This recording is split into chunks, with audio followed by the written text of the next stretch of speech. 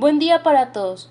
Hoy les presentaremos las políticas de la tierra en Colombia, presentado por William Gómez, Estefanía Gaitán, Camilo Villamil, Sebastián Rojas y Mariana Delgadillo. ¿Qué son las políticas de la tierra? Hablar de políticas de la tierra es hablar de desarrollo sostenible, de un crecimiento económico suficiente para todos, que no se haga a costa de destruir el entorno, de arruinar los recursos o de contaminar irresponsablemente el aire y las aguas. Las políticas de la tierra es prácticamente plantear un control racional del crecimiento de la población, en armonía con los territorios y los entornos naturales, previniendo a tiempo el descontrol. Descontrol que está conduciendo a un aumento creciente en poblaciones de zonas vulnerables y deterioradas del país. Hablar de política de tierras también es dar a conocer los recursos que se disponen en un país y del uso racional equilibrado que se debe llevar con estos, porque debemos evitar actuar como si dispusiéramos de combustibles fósiles ilimitados y otros recursos que se están derrochando y agotando. También se entiende las políticas públicas de tierra en materia de distribución de la propiedad rural, como arreglos institucionales que modifican el acceso a la tierra. Por lo tanto, son centrales para el funcionamiento de la economía agrícola y el desarrollo rural. Las políticas públicas de tierra en materia de distribución de la propiedad rural en Colombia buscan dar elementos de análisis que permitan abordar el planteamiento de por qué en Colombia se considera que nunca ha habido un proceso de reforma agraria redistributiva. Sin embargo, logra superar por medios de políticas públicas la situación histórica de acaparamiento de tierras y desigual distribución de la propiedad rural. El mapa refleja en color verde claro las zonas del país que categóricamente se clasifican como rurales por su actividad económica principal, la vocación y el uso que se le da al suelo. En verde oscuro son las zonas y las áreas del país menos rurales. El presente índice de ruralidad nos demuestra que el 75.5% de los municipios colombianos serían rurales y cubren el 94.4% de la superficie del país. El mapa refleja en color rojo oscuro las zonas donde hay mayor concentración de tierra en manos de pocos propietarios. Las regiones en blanco significa que para esos municipios no hubo acceso a la información catastral sobre la distribución de la propiedad rural. A partir del presente mapa se constituye que el Gini de tierras fue de 0.86. Además, se puede ver que existen áreas de altísima concentración. Estas zonas corresponden a tierras consideradas de alta productividad. En conclusión, la descripción de los anteriores mapas que hemos visto se puede afirmar que Colombia es un país con una mayoría de zonas rurales, donde existe una condición general de alta concentración de la propiedad rural. Pero ojo, ¿ustedes saben cuáles son los insumos vitales para la supervivencia humana y su desarrollo? Son alimentos, agua, los minerales, energía, medicinas. ¿Saben cuáles son las fuentes de estos insumos en Colombia? ¿Están en las ciudades? No, están en el campo y los mares. Son fuente de vida no solo para los seres humanos, sino para el planeta entero. Colombia, de hecho, es rica en todos estos recursos. La encuesta nacional agropecuaria indicó que el total del uso del suelo en Colombia fue de 50.102.269 hectáreas, encontrando que predomina el uso pecuario con 39.017.179 hectáreas y una participación del 77,9%, seguido de los bosques con 5.175.846 hectáreas, el uso agrícola con 4.617.116 hectáreas y otros usos con solo 1.292.128 hectáreas. Nuestro territorio es muy rico en recursos mineroenergéticos, como petróleo, carbón, gas natural e hidroenergía, y de minerales como oro, plata y platino. Es uno de los motores del desarrollo del país, por su aporte al crecimiento económico, al aparato productivo, a la dinamización económica, genera empleo e ingreso local y a la inversión privada. El 50% de los páramos del mundo están en Colombia. Estamos hablando de 3.500 especies vegetales que están concentradas en estos ecosistemas, más de 150 especies de aves, 100 especies de reptiles y muchas especies endémicas, es decir, que son propias del páramo. El país ocupa el segundo lugar en biodiversidad y está entre las 12 naciones más megadiversas del planeta.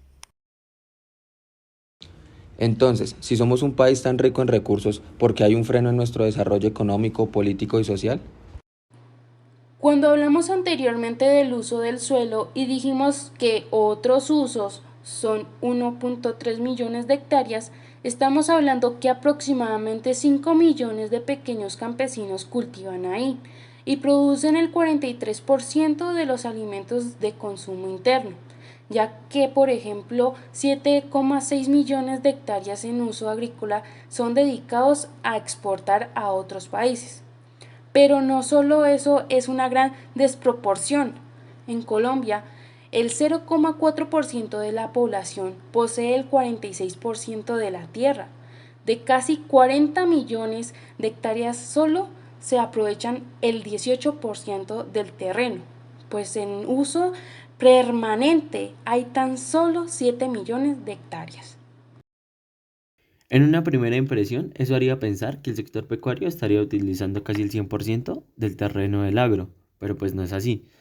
Entonces, el sentido técnico de las cifras del DANE y el UPRA es que en el momento del censo, el DANE encontró que había actividades pecuarias, o las hubo en su momento, pero no quiere decir que son permanentes, porque especialmente la ganadería es rotacional. 20 minutos de la mañana y esto que van a ver explica buena parte de lo que sucede con nuestro campo. Después de 45 años, Colombia vuelve a tener censo agropecuario con cifras preocupantes. Solo el 6% de las tierras rurales son cultivadas, mientras que aumentó la concentración de terrenos en manos de unos pocos. Por ejemplo, esas 33,8 millones de hectáreas que se usan para pastoreo le sirven a 24 millones de vacas. Es decir, nuestras vacas colombianas son las más cómodas del mundo. Tienen 1,5 hectáreas para cada una. Esto es más o menos como si a cada vaca le diéramos 1,5 campos de fútbol. Para que te hagas una idea de este absurdo económico, te doy un ejemplo. En Holanda agrupan 140 vacas por hectárea. ¿Vas adivinando quiénes son los paganinis del chicharrón de la tierra en Colombia? Pues claro, son los pequeños campesinos y campesinas. Se estima que en Colombia viven unos 5 millones de pequeños campesinos y campesinas. La mayor parte de ellos viven con 200.000 pesos al mes o menos. Esto es lo que una persona gasta en Bogotá en pasajes de Transmilenio y taxis. ¿Puedes creer que aún hay gente que no sabe leer y escribir? Pues en el campo de Colombia, el 15% de los campesinos y campesinas son analfabetas. Imagínate que en el campo el 83% de los niños y niñas no van a la escuela, el 80% no termina la secundaria y solo 1% va a la universidad. ¿Te imaginas la vida sin agua potable? Pues el 60% de los campesinos no tiene agua y el 85% tampoco tiene alcantarillado. El 65% de los campesinos nunca ha recibido asistencia técnica, ni maquinaria, ni créditos para cultivar mejor. Ahora bien, en las ciudades no tenemos una buena salud. Imagínate qué pasará en el campo. Y como si fuera poco, es en el campo donde se vive la guerra, de donde salieron 6 millones de desplazados que han emigrado a las ciudades, de donde se han puesto los muertos, los desaparecidos, donde caen las bombas de los aviones del ejército y los cartuchos de las guerrillas, donde se han producido las masacres y el paramilitarismo. Es en el campo donde llegan las grandes mineras a ensuciar el agua, a perforar la tierra y a desplazar los campesinos. Es en el campo donde los aviones fumigan cultivos declarados ilícitos y también los demás cultivos. Pero ojo, los consumidores en las ciudades también somos paganinis de este chicharrón de la tierra. ¿Sabías que Colombia importa, es decir, compra a empresas del exterior, 10 millones de toneladas de alimentos cada año? ¿Sabías que Colombia importa el 99% de los cereales que consumimos, el 80% del maíz, el 50% del arroz y más del 50% de los frijoles, arvejas y lentejas? ¿Sabías que de la bandeja paisa los únicos productos colombianos son el chicharrón, el chorizo y el aguacate? Observa, Colombia importa arroz de Estados Unidos, Filipinas y Ecuador. Casi todo el maíz con el que hacemos nuestras arepas viene de Estados Unidos, Canadá o Argentina. Y el 50% de frijoles que consumimos vienen también de Canadá. Además, Colombia importa cada año 242 millones de dólares en carne de Estados Unidos y Argentina. Los huevos son importados de Alemania y el plátano es importado de Ecuador. ¿No te parece absurdo que siendo un país con un inmenso potencial agrícola importemos casi la mitad de lo que nos comemos? Y tengamos tanta tierra dedicada a pastos o a producir palma destinada a combustibles de carros. Alguien podría decir, mejor que importen alimentos, así yo los compro más baratos. Eso es falso. Hoy el dólar está a más de 3.200 pesos. Ello quiere decir que Colombia compra comida más cara porque los alimentos que vienen del exterior se compran en dólares. Es decir, que cuando vayas al supermercado o la tienda, esa manzana o arroz probablemente te cuesten más. Lo que no pasaría si se cultivaran aquí. Pero además, si consumes productos cultivados aquí, beneficiarás a los pequeños campesinos que los cultivan. ¿Te das cuenta cómo el problema de la tierra frena el desarrollo económico y social del país? ¿Te das cuenta cómo el problema de la tierra genera pobreza en el campo? ¿Entiendes que el problema de la tierra es el generador del conflicto? ¿Te das cuenta que si resolvemos el problema de la tierra, tendremos más alimentos de mejor calidad a mejores precios? Las relaciones y ámbitos de las políticas se entienden que ellas apuntan a un modelo de desarrollo determinado para la sociedad que incluye en toda la política agraria, la política de tierras, la reforma agraria, el desarrollo rural y el contexto nacional e internacional. En el transcurso del tiempo, por medio de las leyes, se pretendió legalizar la adjudicación de tierras baldías a la producción agraria y de esta manera evitar la acumulación de predios. La Ley 200 de 1936 declaraba que la propiedad debería cumplir una función social.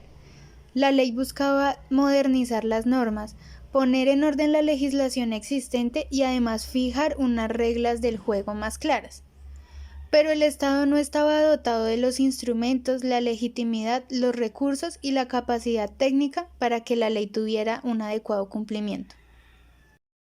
La Ley 135 de 1961 dispone que haya distribución de la tierra de manera equitativa, en especial sobre terrenos improductivos y no explotados por sus dueños en un periodo de tiempo determinado. También se crean condiciones para el acceso a la tierra por parte de pequeños arrendatarios y contribuyentes. Dotar de tierras a los que no la posean. Considerar la tierra como un elemento con función social y productivo. Además, el Instituto Colombiano de Reforma Agraria, INCORA, es un instituto fundado a partir de esta ley de reforma agraria adscrita al Ministerio de Agricultura durante el gobierno de Alberto Lleras Camargo. La Ley 160 de 1994 nace en el periodo presidencial de César Gaviria. Su orientación estaba determinada sobre la reforma agraria orientada por el Estado, Ley Primera de 1968. Que había sido ineficiente en la realización de sus objetivos. Surge en el contexto del narcotráfico, en donde el primer problema hasta entonces era el control y la delimitación del territorio agrícola colombiano.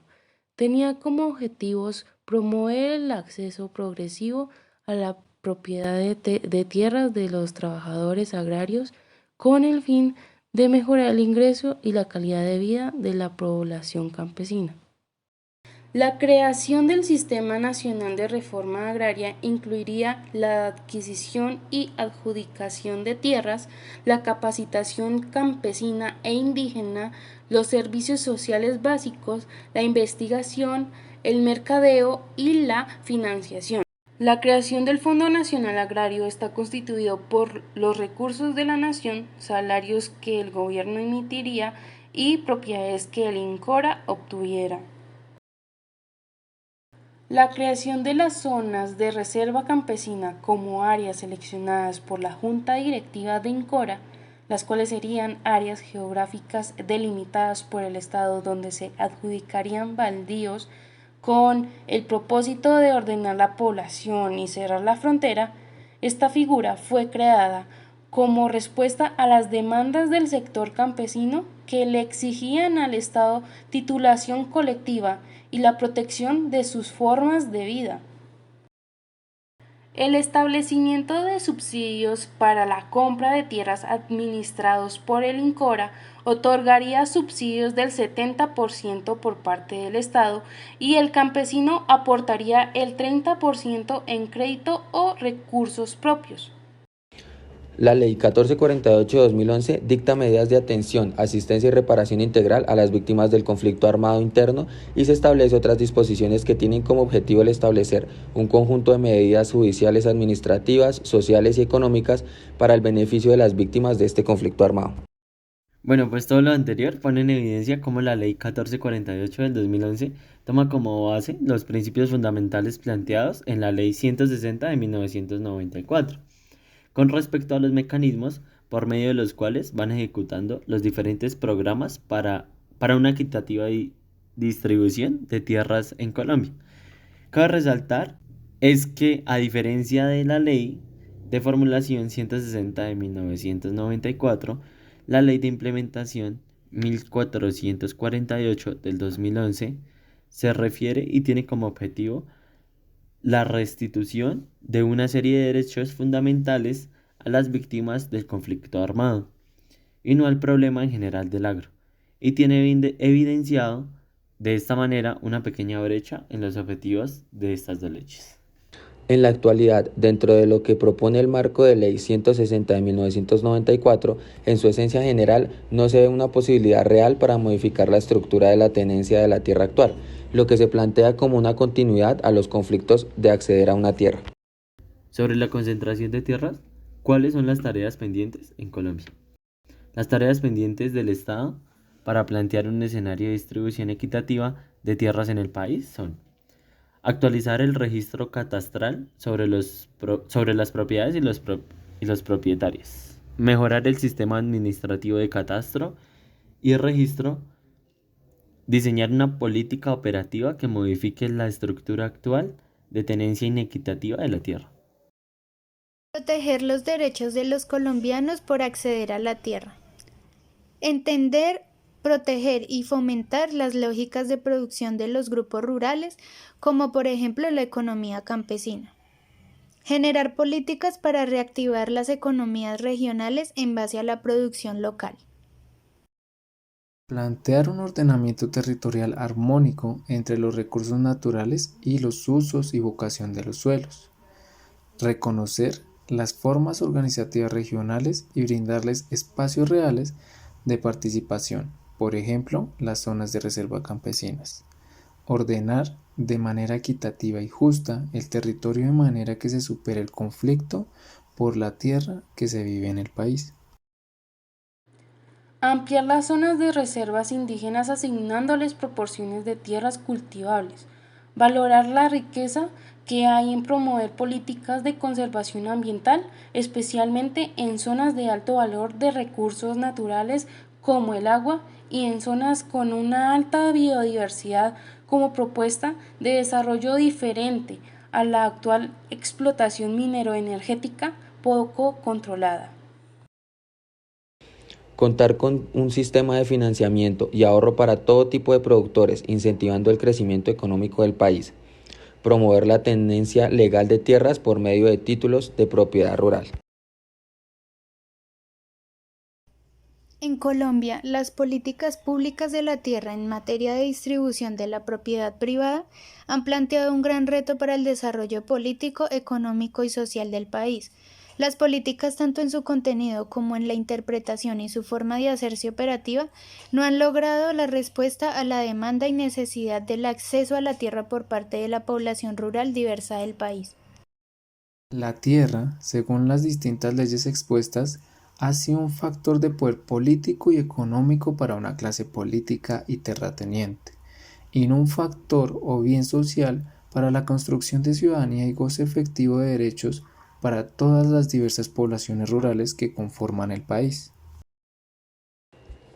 El país aún tiene una deuda histórica de darle a las políticas públicas de la tierra un carácter de forma agraria estructural y redistributiva, para asegurar un acceso y una distribución equitativa a la propiedad privada del país entre las diversas poblaciones rurales.